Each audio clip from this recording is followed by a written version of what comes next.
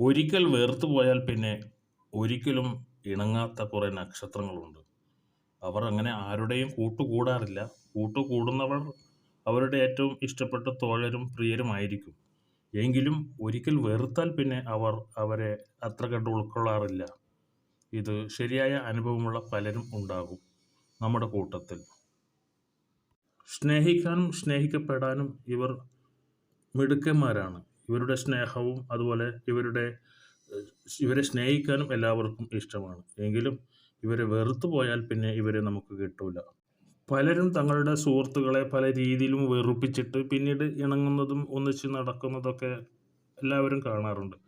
പക്ഷെ ഇവരെ അങ്ങനെ വെറുപ്പിച്ചാൽ അവരുടെ ഉള്ളിൽ അതുണ്ടാകും. പിന്നെ അവരൊരിക്കലും ഇണങ്ങാൻ വരില്ല. ഏതാണ് ആ നക്ഷത്രക്കാർ എന്ന് നമുക്ക് നോക്കാം. അശ്വതി, ഭരണി, കാർത്തിക, രോഹിണി, മകയിരം, തിരുവാതിര, പൂയം, പൂരം, ഉത്രം, ചിത്തിര, അവിട്ടം, രേവതി. ഇവരാണ് ആ നക്ഷത്രക്കാർ. നിങ്ങൾ ഈ ചാനൽ ആദ്യമായി കാണുകയാണെങ്കിൽ സബ്സ്ക്രൈബ് ചെയ്യുക. ജ്യോതിഷ സംബന്ധമായ വിവരങ്ങൾ ഇതിലൂടെ ലഭിക്കും. നന്ദി, നമസ്കാരം.